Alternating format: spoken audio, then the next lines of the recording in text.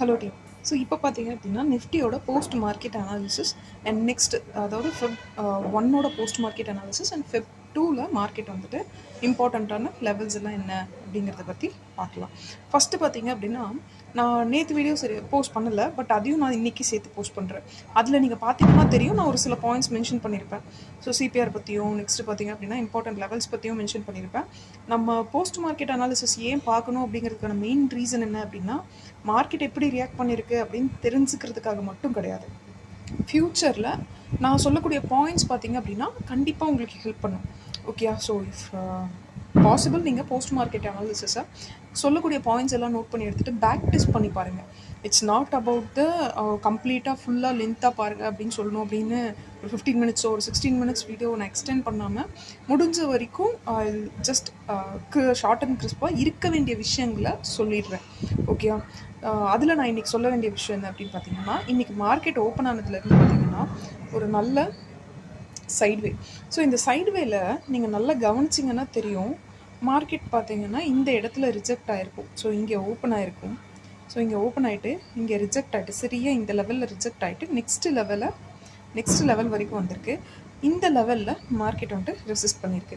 So இதெல்லாம் நம்ம ஏன் வந்துட்டு முக்கியமாக நோட் பண்ணிக்கணும் அப்படின்னா, மார்க்கெட் பார்த்தீங்க அப்படின்னா ஓப்பனாக பார்க்கும்போது, அதாவது வெறும் ஒரு மைண்டை வந்துட்டு ரொம்ப ஃப்ரீயாக வச்சுட்டு பார்த்தீங்க அப்படின்னா, மார்க்கெட் வந்துட்டு எந்த டைரக்ஷனில் போகும் அப்படின்ற ஒரு எக்ஸ்பெக்டேஷனை நமக்குள்ளே அது வந்துட்டு க்ரியேட் பண்ணும். அதே மாதிரி நம்ம இந்த மாதிரி லெவல்ஸ் இருந்ததுன்னா அது எந்த ரேஞ்சுக்குள்ளே இருக்கும் அப்படின்னு நமக்கு தெரிஞ்சிருச்சுன்னா நம்ம அந்த ரேஞ்சில் போய் என்ட்ரி எடுக்கலாம். Okay, so this is the very very important. அதே மாதிரி ஒரு லெவல் வந்துட்டு ஃபார் எக்ஸாம்பிள் இப்போ நான் இதில் சொல்கிறேன் பாருங்கள். ஸோ இதில் பார்த்தீங்கன்னா தெரியும், மார்க்கெட் பார்த்தீங்கன்னா இது வந்துட்டு ஒரு ரேஞ்சு. ஸோ இந்த ரேஞ்சுக்குள்ளே மார்க்கெட் மேலே கீழே போயிட்டு வருது. இந்த ரேஞ்செல்லாம் பிரேக் பண்ணுச்சு அப்படின்னா புதுசாக ஒரு ரேஞ்சை க்ரியேட் பண்ணும். அதாவது பையர்ஸ்க்கும் செல்லர்ஸ்க்கும் நல்லா பார்த்தீங்கன்னா தெரியும், அவங்க ஒரு ரேஞ்ச் ஃபிக்ஸ் பண்ணுவாங்க. ஸோ இந்த ரேஞ்சுக்குள்ளே மார்க்கெட் இருக்க வரைக்கும் தான் என்ட்ரி அண்ட் எக்ஸிட் ஆப்பர்ச்சுனிட்டி அவங்களுக்கு கிடைக்கும். அந்த ரேஞ்சை விட்டு போயிட்டாங்க அப்படின்னா ஸோ மார்க்கெட் என்ன ஆகும் அப்படின்னா ஒரு புது ரேஞ்சை க்ரியேட் பண்ணுவாங்க. அதாவது இதிலிருந்து இது வரைக்கும் போகலாம். ஸோ அதெல்லாம் எதில் இருக்குன்னா ஓஏ டேட்டாவில் இருக்கும். ஓகே, ஓப்பன் இன்ட்ரெஸ்ட் டேட்டாவில் தெரியும். ஸோ நீங்கள் ஜஸ்ட் ப்ரைஸ் ஆக்ஷனை மட்டும் ஃபாலோ பண்ணாது நிஃப்டி. ஸோ அதை நீங்கள் நல்லா தெரிஞ்சுக்கணும். ஏன் ப்ரைஸ் ஆக்ஷனை மட்டும் ஃபாலோ பண்ணுறதில்லை அப்படின்னு கேட்டிங்கன்னா, ஒரே அப் ட்ரெண்ட் மார்க்கெட் தான். ஆனால் இந்த இடத்துல பாருங்கள் எவ்வளோ ஒரு அப் மூவ் கொடுத்துருக்கு, ஆனால் இந்த இடத்துல எவ்வளோ டவுன்ஃபால் கொடுத்துருக்கு, திரும்ப ஒரு அப் மூவ் கொடுக்குது, திரும்ப ஒரு டவுன்ஃபாலுக்கு இனிஷியேட் எடுக்குது.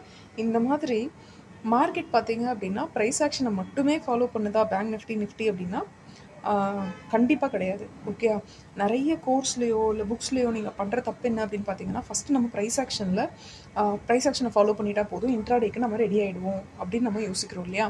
அது மட்டும் பத்தாது. நீங்கள் ப்ரைஸ் ஆக்ஷனை ஃபாலோ பண்ணீங்க அப்படின்னா நீங்கள் மார்க்கெட்டில் மாஸ்டர் ஆகலாம்.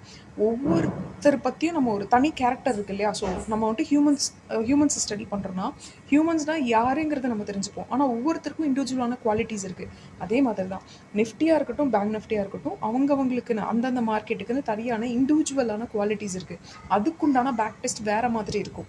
Okay, so you have to be aware of it. So let's come to the point. So market பார்த்திங்க அப்படின்னா இந்த இடத்துல ஓப்பன் ஆகிருக்கு, திரும்ப இந்த ரேஞ்ச் வரைக்கும் போயிருக்கு, திரும்ப மார்க்கெட் இங்கே பிரேக் பண்ணி கீழே வருது. ஓகே, இந்த ரேஞ்சை பிரேக் பண்ணி இது வரைக்கும் வருது.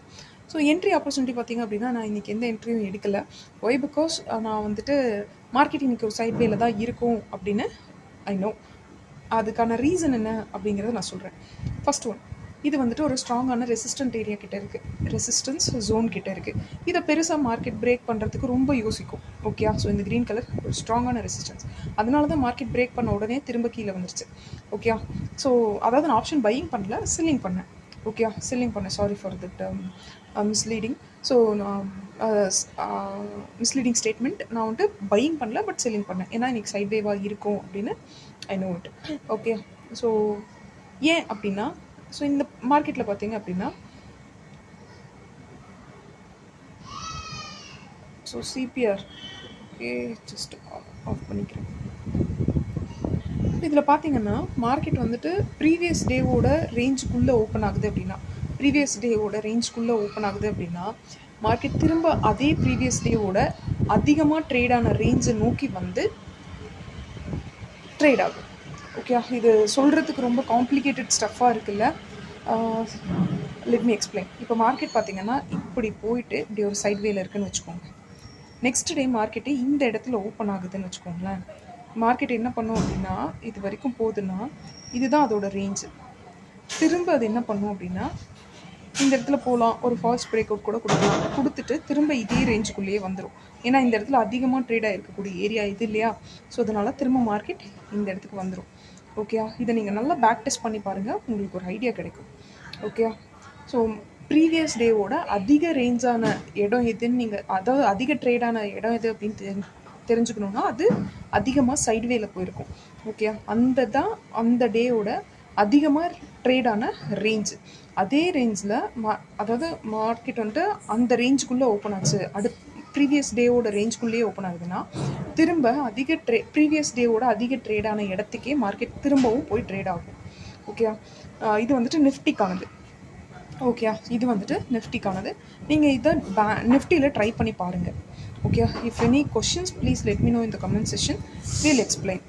ஓகே, ஸோ நெக்ஸ்ட்டு பார்த்தீங்க அப்படின்னா இம்பார்ட்டண்ட் லெவல்ஸ் எல்லாம் என்ன அப்படின்னா, ஸோ இதுதான் இந்த ரேஞ்ச் தான் பார்த்தீங்க அப்படின்னா இம்பார்ட்டண்ட்டான லெவல்ஸ்.